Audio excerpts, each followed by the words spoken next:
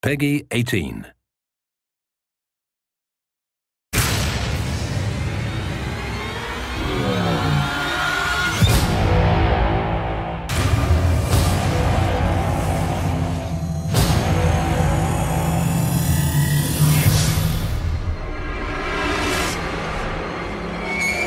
One of the things that we really wanted to make sure that we did with Inversion is that we integrated the gravity powers into the game in a meaningful way so that they didn't feel forced. It feels much more like it's part of the experience. And not only that, but we've tied it into the story, we've tied it into the environments, and in many respects we've substituted gravity with some of the other weapons you might have in the game, so not only does it not feel forced, or it's all the player has.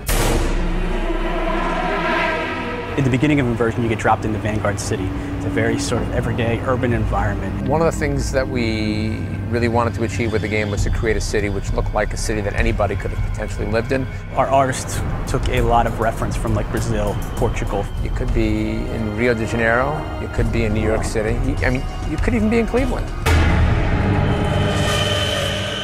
As the player progresses through the game world and the story opens up, and the environments will get wackier and wackier. So you start to see the Lutadors build their sort of structures out off of your walls. You will see some pretty different things as you progress, and then once you get to the end, it's going to be something like you've never seen before. The interesting thing actually is when we started to work on the game, the original concept was just gravity. And we decided, you know what, this is so cool to have all these objects floating. It looks so impressive from a physics standpoint. We should probably let the player manipulate those objects. So gravity can affect the environment in multiple ways. You can shoot a low-G projectile, create an impulse, and lift objects up into the air. High gravity does the opposite. You can shoot objects which are floating, hanging, and knock them down to the ground. Vector changes.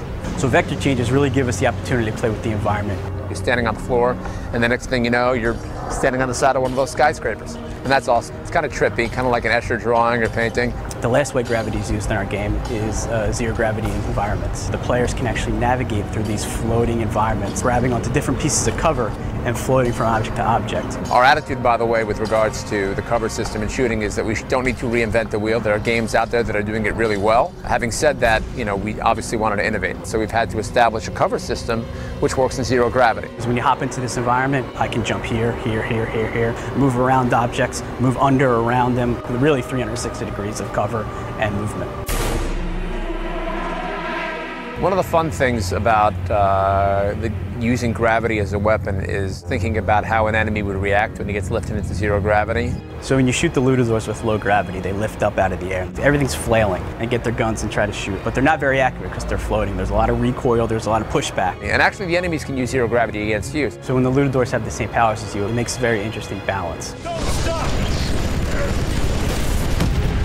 When we started to develop Inversion, one of the things that we really wanted to focus on was advanced physics.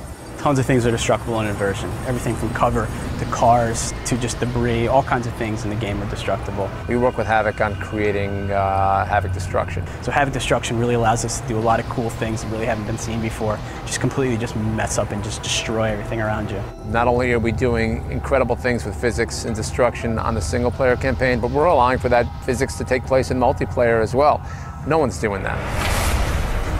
One of the things that I'm really excited about in the game, for me personally, is just how immersive and believable we've made the game world over the first few levels of the game. It really sucks you in. You have great voiceover acting, you have some great music, you have some great encounters with enemies, you have great boss fights. Just when all those things click together is when you sort of know, I think we're on to something here.